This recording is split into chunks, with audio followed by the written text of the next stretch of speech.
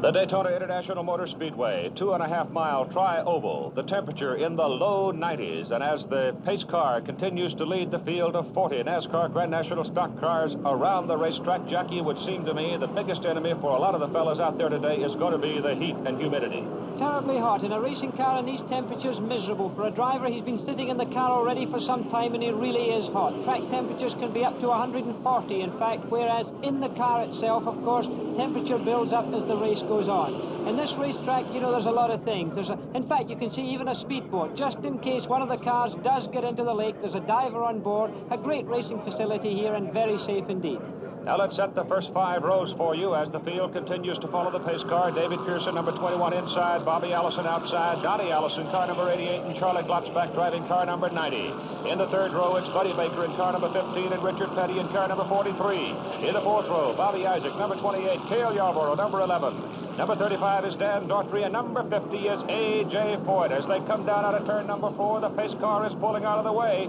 And the field begins to get on it, and here we go with the Firecracker 400 for 1974. Coming through the tri-oval, the dogleg in the back, coming in towards the tri-oval, and the cars are away in a very nice tight pack for this first lap. Very well behaved field is through they go with the dust flying in towards turn 1. And in turn number 1, it is Bobby Allison. Car number 16, the Matador, jumping into the lead. Watch car number 88 moving up alongside David Pearson. Donnie Allison moving inside. He's bidding for second place, and following in his draft is Buddy Baker in car number 15. Bobby Allison has the lead. Donnie Allison takes second place. Buddy Baker follows him, running right alongside. Here comes Cale Yarborough, moving inside of Baker, making a bid for leadership. But Donnie Allison passes Bobby Allison. And here comes Buddy Baker, picking up Donnie Allison's draft, and he moves into second place.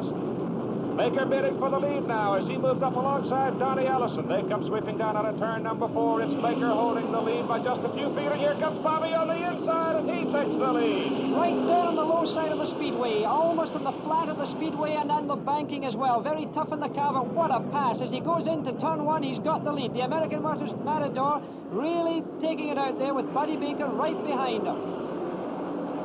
Buddy Baker driving that white car, number 15, running right alongside and bidding for the lead, and coming down the straight, he is going to get the lead. David Pearson running low up near the wall. That red car on the left, that's Cale Yarborough, but Buddy Baker has gone into the lead. They're in turn 4, they're high in turn 4, the Matador right behind Buddy Baker, and the third car is A.J. Foyt. Come right up. What a start from A.J. Foyt. He's come into third position. This is something we didn't really expect this early in the race from A.J. Buddy Baker having been relatively inactive through the first half of the NASCAR Grand National Racing season, but he's got Bud Moore's car out there in front right now, and A.J. Foyt has moved right in behind Bobby Allison. Donnie Allison and David Pearson very much in the competition for the leadership as well. But car number 50, A.J. Foyt, came from the number 10 spot and is sitting number 3 right now. And Foyt in the draft of Bobby Allison, whips out, moves alongside of Bobby. He's making a run now at Buddy Baker, going into turn number 3. A.J. down low, and Baker is going to let it drift towards the top of the wall. That's where Buddy likes to run. A.J. can't hold it. He goes drifting up there as well.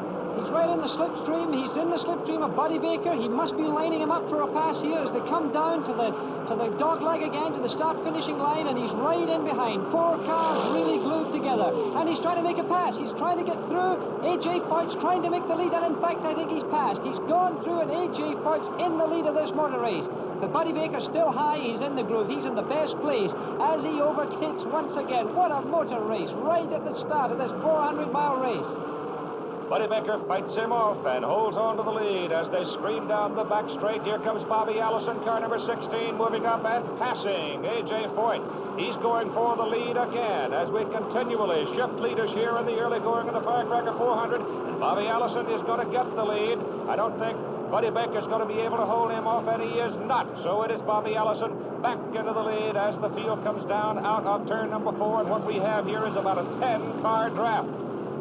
Bobby Allison on the red, white, and blue Matador, followed by the white car with blue letterings of Buddy Baker. Then 2 blue and gold cars, exactly, Donnie Allison and A.J. Foyt, and Donnie's down low, getting alongside A.J. Foyt in the similar-colored car as he takes into third place. Donnie Allison now in third place. Donnie Allison's people preparing the car, and it's being run out of Allison's garage, the one that A.J. Foyt is driving. And again, Cale Yarborough gets awful tight on that wall coming out of the turn. But the leader, we got a car on the wall, and it's car number 61, Johnny Rutherford. So Johnny Rutherford, the Indy 500 winner, is on the wall and out of the race, and miraculously he gets that car down and out of the way, and nobody else was involved. Great piece of driving. Yes, the emergency crews head for the car, but I think everything's okay. I think Johnny Rutherford's fine. I see him moving around in the race car. He's undoing his seat belts, as you can see right now. He's okay. He's perfectly fine. But what a disappointment for him. Indy 500 winner, and so often the case. What happens after a great win like that? The race continues, of course, under the yellow. During the yellow light, we had some changes up front. David Pearson, car number 21, back into the lead. Bobby Allison, car number 16, is second. Richard Petty, in car number 43, is running in third place right now. Tightly bunched, it is Bobby Allison, car number 88, fourth. And Buddy Baker, in car number 15, is running a five-car draft, screaming along right now. David Pearson right high on the banking as they go into that back straight, the long straight. You can see the Matadors catching up, the Matadors passing. In fact, the red, white Matadors taking the lead. Richard Petty's following him through. Donnie Allison there, he's trying to make a pass. My goodness, David Pearson is being passed by 3 cars within just a very short distance. Richard Petty following Allison, Petty in a Dodge. Donnie Allison in a Chevy. Buddy Baker closing right in behind. The Mercury driven by David Pearson now, and Buddy is driving a Ford. But it's Petty right on the bumper of Allison, and the Firecracker 400, remember, is the one major race that Richard Petty has never been able to win in Grand National competition. This must make him very happy indeed to be high up here, and it must really make the fans happy because he's such a big favourite. Richard Petty now in second position, right behind Bobby Allison in the Matador. The temperature on the racetrack right about 140 degrees, and we've got a car spinning, coming down out of the turn, going sideways. Nobody else involved. It is number 57. That's Bob Burcham from Rossville, Georgia. So he gets it down off the racetrack and out of the way, and the yellow light comes on. And while the yellow is out here and everybody starts heading for the pits again, let's take a look at Daytona with Jackie. Daytona's a 2.5-mile tri-oval, 31 degrees of banking and 1, 2, 3, and 4 corners. 60,000 people here today. It's a super speedway. Lots of drafting and passing on the back straight and on the front straight. And under the yellow, everybody headed down pit road. Richard Petty, first of the leaders to hit his pit. Bobby Allison stopping there at his pit. David Pearson, Cale Yarborough, Buddy Baker, they're all down at the other end. Donnie Allison's in his pit. You see that Cale Yarborough's car number 11 is already flat down. Tires have been put on it. Fuel is aboard. He is the first of the front runners to get out. Here comes Richard Petty, screaming down pit road. He's out in a hurry. And as we come back to the action here at the Daytona International Motor Speedway, the green flag is out, and it's Richard Petty holding the lead with Donnie Allison, car number 88, right behind him, followed by Cale Yarborough, Bobby Allison, David Pearson, and Buddy Baker. And here comes Donnie Allison moving down low and bidding for the lead, and he's got it. Donnie Allison goes into the lead, and Cale Yarborough drafts right along behind him. Really close motor racing. The cars almost touched there. I think Cale Yarborough and Richard Petty must have been just inches apart as they're into the high banking with Donnie Allison and the gold and blue car in the lead with number 43, Richard Petty, right up behind him. You can see Petty closing up. There's no driver on the racetrack gets closer to other cars or to the wall than that matter than Richard Petty, number 43, in second position behind Donnie Allison. Donnie Allison having moved his entire racing operation down here just a few hundred yards from this racetrack at Daytona. Cale Yarborough suddenly jumping into contention, but is immediately passed by Bobby Allison. Bobby taking the draft, just whipped right by him. So he's been getting a lot of good horsepower performance out of his racing machine today.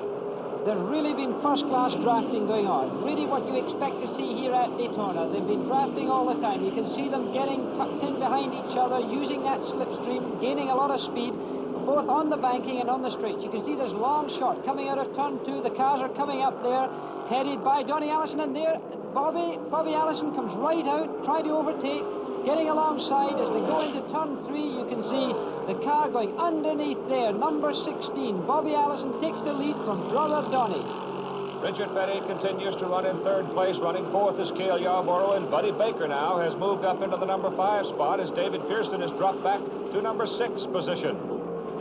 The 4-car train here going round with the 2 Allison brothers leading the way with Richard Petty up there and, of course, Cale Yarborough sticking in very close. The weather has become a bit more mucky, too. Some heavy clouds have moved in, and there is very imminent possibility of some rain before this race is done. High on the banking, coming off turn 2 again. This high-speed locomotive coming up towards turn 3. Very high speed indeed. You can see how wide the racetrack is here. You see the move out by Donnie Allison there as he again makes a move for the lead and grabs it as he takes the draft and just slingshots right past his brother Bobby. High-speed drafting all the way around, and there's a spin. There's a car coming down low on the banking. He's going back up the banking, and he's coming straight behind. The car just nearly hits him. Wow, we could have really had a fender bender there. Somebody came way down off the racing surface to avoid David Cisco, car number 05, Cisco from Nashville, Tennessee. And that immediately brings out the yellow, and of course that's going to bring everybody back down pit road for tires and fuel. And I got to say this, bad luck for David Cisco, but good timing, it seems, for most of the leaders. And let's watch David Pearson in car number 21 as he brings the Mercury into the Woods Brothers pit. There's Junior Johnson Chevrolet whipping down as Cale Yarborough brings it to a stop. And Buddy Baker pulls the Ford in right between them. You see, some will take right side tires, some may even take 4 tires. And the hood is up on the leader of the race, Donnie Allison. Donnie Allison, car number 88, leading the race when Cisco had his spin. And when the hood goes up, it's bad news, and here comes Donnie out of the car. A very despondent man, already got his crash helmet off. He's out of the race car, a very slow move, hands and hits. I'm afraid it looks like the end of the day for him. Here at Daytona, the Firecracker 400 with David Pearson, car number 21, holding the lead. The Mercury, car number 43, Richard Petty, the Dodge, right behind him, and they've sort of pulled away from the pack. But that pack is really tight with Bobby Isaac, number 28, Charlie Glotzbach, number 90, Buddy Baker, number 15, Cale Yarborough, the red car, number 11, moving very swiftly along the top of the track up there, and he just moved past A.J. Foyt. As a matter of fact, it looks to me like A.J. Foyt now is beginning to back off the pace some and lose ground to the leaders. But the rest of them look very, very strong. Here goes Charlie Glotzbach in car number 90, the blue car, moving past Bobby Isaac, and here comes Buddy Baker passing them both. So Buddy Baker picks up a draft from the move by Glotzbach and goes whipping by both cars, and Cale Yarborough is moving up to joust again for 3rd place. In the meantime, the 2 leaders are David Pearson and Richard Petty, and they've put quite a gap between themselves and this pack. Right now, it's Buddy Baker holding the number 3 position, and here are your 2 leaders, with David Pearson having won 3 times so far this year, and Richard Petty having won 5 times. One of the closest races I've ever seen in the NASCAR trail. It's been terrific. The number of lead changes is unbelievable. This long shot you can see, this 1 mile back straightaway, you can see the cars leading up here. It doesn't look very fast, but in fact they're going flat out, as you can see Richard Petty trying to see if he can get past in the slipstream before he goes into turn 3. A real big traffic jam there, about 10 cars in that pack that's just going out of the picture. And you can see here the gap that Pearson and Petty have been able to put between them and the rest of the field. 3rd place, it is Buddy Baker, and he has plenty of competition as Charlie Glotzbach, Bobby Isaac, Cale Yarborough, all hang in there. Bobby Allison, David Pearson now in the Woods Brothers Mercury, and Richard Petty in the Dodge, running very smoothly, running just about in any groove they want. And here's A.J. Foyt in the Chevrolet, car number 50, down pit road. We indicated earlier that A.J. looked like he was falling off the pace and losing ground to the leaders. And now he's in. They bring out right side rubber for the car.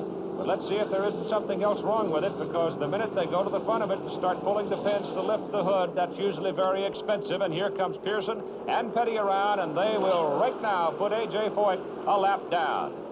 And as you can see, Pearson and Petty increasing the gap between the 2 front cars and Buddy Baker, who's running in 3rd. Richard Petty, car number 43, who has never won this race, has the lead now, and Buddy Baker in the white Ford is running right behind him, with David Pearson now dropping back into 3rd place, perhaps taking a breather. Buddy Baker using the slingshot, trying to go down low. It looks like Buddy wants to take a run at Richard for the lead right here. He moves up alongside of him. It's now a horsepower match between the Ford and the Dodge, with Baker in the white car down below, and he does get the lead. So Baker, the big guy from Charlotte, North Carolina, goes into 1st place as this comes sweeping down onto the back straight, and they're moving it close to 200 miles an hour, and look how close they are. Wow. as Richard Petty just literally almost touching Buddy Baker. That's worth another look. So let's go back and have a look at it as Richard Petty and Buddy Baker scream along the back straight. Jackie? I've got a tremendous admiration for these drivers at this speed, up to 200 miles an hour, and they've got to have total trust in each other. Just look at that, only inches apart. This is where drivers really turn out to be men. Wonderful driving. And if those cars, as we come back to the action and look at them coming past the grandstand, if they were to touch going at that speed, goodness knows what might happen. The crowd has been up and down all day, and they're up again, watching the battle between Baker and Petty. And now Bobby Allison in car number 16 has moved back into a contending posture, and it is Richard Petty exercising the draft now, and he slingshots back into the lead, taking the low groove as Baker will drift toward the top. And now watch Petty's car under the centrifugal force in this tremendous speed go drifting through the turn and up toward the top as they come back down onto the straight. And the Matador with Bobby Allison is moved back into a contending position again. And Bobby is beginning to get in position to make another move. He's going to go to the right side of Baker, and he does go by him. It just looks to me as if Bobby Allison, in fact, been having a little bit of a rest. He hasn't been up the front just for a few laps. It looks as if he's had a breather, and now he's in a position to attack again, just to make sure that everybody realizes that this Matador has the opportunity of winning a motor race. This is, of course, where you see a totally experienced driver. Richard Petty obviously recognizing that that was not the moment to charge. A very mature driver indeed, with so much experience. This is what you can... And there's a car with smoke coming out of it. Charlie Glotzbach coming down off turn 2 onto the back straight. Obviously an engine's gone wrong. Coasting to a stop. I'm afraid that's the end of his day as well. And that will bring on the caution light as Charlie Glotzbach will try to coast it around into the garage and get it out of the way. Charlie gone for the day. The Matador's closing up again on David Pearson on the banking, high up in the banking. Look how high they're on the banking. Now, wait a minute, there's something wrong with Petty. He's fallen right back. He's fallen right behind Buddy Baker. He's coming off number 4. He must be going into the pitch. He's gone very low. This is a big disappointment. He's on the green on the track. This means he's going to be very expensive in time. Richard Petty coming in. What can be the trouble?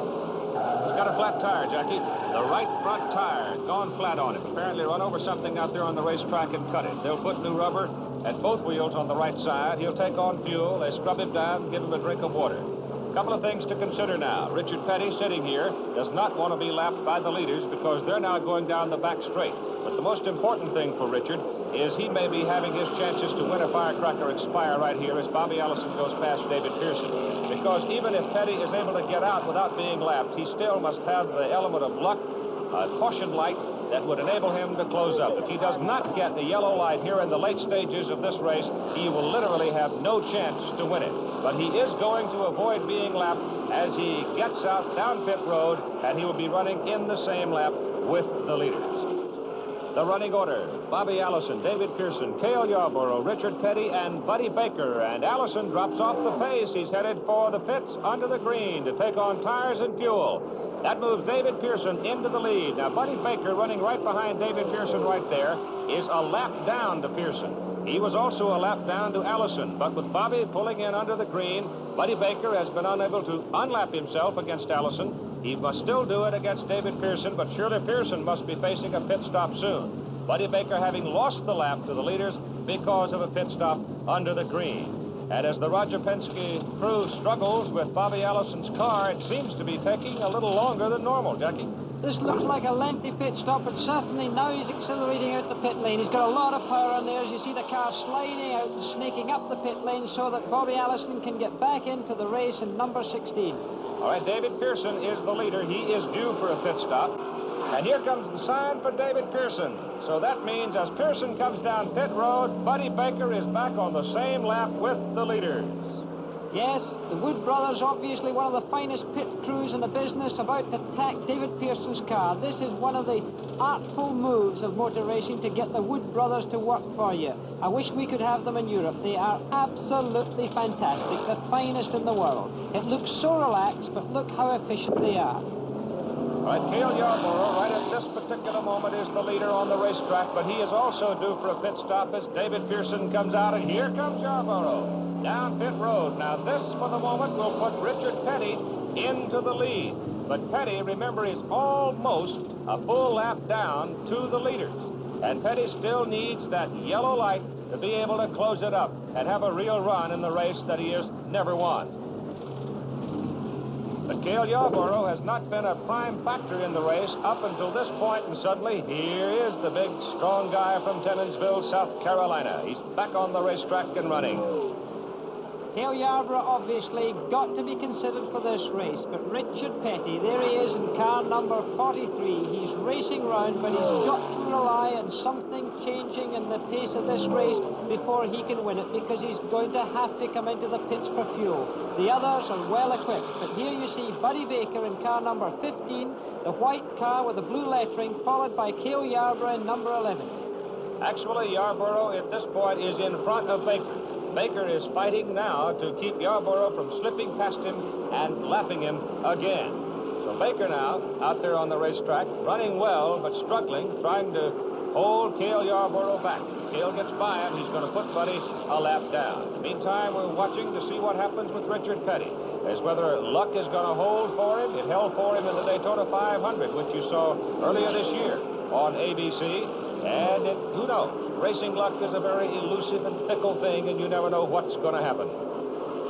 These two drivers are two of the finest drivers in the business. The man in the white car, Buddy Baker, really smooth, a big, strong giant of a man, but in fact a very gentle man. And of course the one behind him, Cale Yarborough, he's won 6 races so far this year, and they're passing the Matador. It's going much too slow. They've passed it much too quickly, and here's a car blowing a tire. My goodness, he's off the racetrack. It's the Simon I Special. It's Richard Brooks. He's controlled the car. He's got it under control. What a bit of luck. And there's the caution flag. There's the yellow light that Richard Petty and his people had been looking for. That will give him a chance to close up. It'll give him a chance to get into the pits and take on the necessary fuel to finish the race. So suddenly, for Richard Petty, Richard Brooks is the savior. Bad luck, disappointment for Richard, but a great break for Richard Petty, and here he comes down pit road. David Pearson is also coming back along pit road. Buddy Baker is ducking in. All the leaders will come down. So here is the crucial moment in the automobile race for David Pearson, for Cale Yarborough, for Buddy Baker, and for Richard Petty. Richard Petty chasing David Pearson. Pearson 21, Petty 43. There could be no better competition out there right now than these two men. The great giants, in fact, of NASCAR racing, and the fact the crowd themselves are on their feet, because these two men must be the favorites down here at Daytona. Got a struggle going for third place between Buddy Baker and Cale Yarborough, but they're now well back of the Pearson-Petty fight. There's that battle right there, with Baker holding third right now and Cale running in the number 4 position. The fight is up in front as David Pearson continues to lead Richard Petty. Here's the fight continuing for third place between Buddy Baker and Cale Yarborough, and that relationship there to show you how far in front of the third place fight are these two fine racing drivers, Pearson and Petty. Well, I tell you, Jackie, this is a time where you just really have to discipline yourself and just hang in there. Yes, the trouble is, though, there are no rookies in this motor race at this time. All of the men up there, the first two and then, of course, the two behind them are totally experienced drivers. There's not going to be any messing around. There's no rookie going to drop a mistake close to the end. And these men now must be psychologically negotiating what's going to happen in the last few laps of this tremendous race. I've never seen a race where there's been so much passing, so much lead changing. It's been one of the most fantastic motor races I think that NASCAR have ever seen before, Keith. You also might note that it appears at this particular moment there's nobody else on the racetrack. Obviously, we are focused totally on this fight for the lead. But everybody else on the racetrack is running in that low groove when the leaders come around. They are paying particular attention to it, and they are staying out of the way. All cars fueled with fresh rubber and will go the rest of the way, full bore. One other thing, you can see the heat rising in the racetrack here. Driver fatigue has to play a big part in it at this time, and this the drivers are very aware of. But these men, as I said before, are really wise to it all. They're not going to make any foolish errors. It is still David Pearson leading Richard Petty, and they're in the final 2 laps of the race. This is unbelievable to see these cars this close, particularly these two men, because the crowd must be on their toes at this time to see Pearson and Petty going this way. What can possibly happen in this very last lap that's just coming up? Not to mention the third and fourth battle. Right, coming down out of turn number 4, coming down past the start-finish line. And Pearson backs off for Petty. Something wrong with Pearson. Petty takes the lead. I think Pearson backed off of it. It looks almost as he ran out of petrol or something. I've never seen anything like this happen before. It could be very bad luck for him, but my goodness, what an advantage. Richard Petty. The crowd are absolutely on their feet and yelling. Richard Petty's got an enormous advantage. 300 or 400 yards, it looks like, on that back straightaway down there at almost 200 miles an hour. And there is David Pearson falling back on this very last lap of this fantastic race, but he seems to be closing up, Keith. To have stopped so suddenly, to have suddenly slowed up like that, makes me think, though, Jackie, he backed off on purpose because obviously he's still got horsepower, and he's now closed it right in behind Richard Petty as they turn and come for home. Can Pearson slingshot him as he comes down low? Petty may run him into the fence, and it's going to be Pearson winning it. An incredible, daring move, and it paid off for David Pearson. And the fight goes on now between Buddy Baker in the white Ford and Cale Yarborough in the red Chevrolet as they struggle around the turn heading for the finish line. They're fighting for third place. They're fighting for valuable points. They're fighting for money. They're fighting for pride. Here they come toward the finish line side by side, door handle to door handle. I don't know who's third. Absolutely impossible for the naked eye to determine. Official finishing order. David Pearson first, Richard Petty second, Buddy Baker, Cale Yarborough dead heat for third, Bobby Allison fifth. David Pearson headed for victory lane, and let's go back to the finish and have another look at one of the greatest finishes I've ever seen. As they turned down off turn 4, it became obvious David Pearson had the edge in horsepower. The question was, could Richard Petty hold him off? And right here we got our answer, as Pearson literally came to the very edge of the racetrack to slingshot Richard Petty and take the victory by the margin of 1 car length. Now let's go down to victory lane. Well, you're a crotchety old grandpa, David. I'll tell you, that finish was something else. Well, Chris, I knew that if I let him stay behind me, that he would draft me and beat me, so I just backed off right there at the last at the white flag and let him go on by, then I got him back, coming off 4. You know, David, I've never seen a driver so in control of the situation as you were. Didn't you have any doubts at all that you'd win? Well, oh, yeah, I was all the time. I really didn't know for sure where I could get him back or not. In fact, I liked to slow it up a little too much when I let him go by me. Well, if Richard had done that to you, would you feel a little insulted? Well, if he'd done that to me, I'd have backed off and stayed right behind him. Richard, what a finish. What exactly happened? Well, we got to the start-finish line in the last lap, and he let off on it and let me get about 300 yards ahead, and he had enough horsepower that even going down the backstretch, he had to sort of feather out of it to keep it passing me going in the corner over there so that he could make a spectacular coming off the corner, and that's just how simple it is. Now, when he came off the power, what did you think? Do you think that something had gone wrong? What was your immediate reaction? When I was right behind him and being he let off all the way, if he'd have feathered out of it, then I would have, you know, figured what he was doing. But when he went all the way off on it, then it kind of scared me because I like to run over. You know, I wasn't expecting him to run off on it, and it was really a dangerous move from that standpoint. So you really did get a big surprise. Yeah, really. I had to jerk the car around, you know, and I got a little bit out of shape, really, to jerk it around and miss him. And it was just one of them things that I think that is awful obvious for him to do something like that just to show how much faster he was than the rest of us. You know.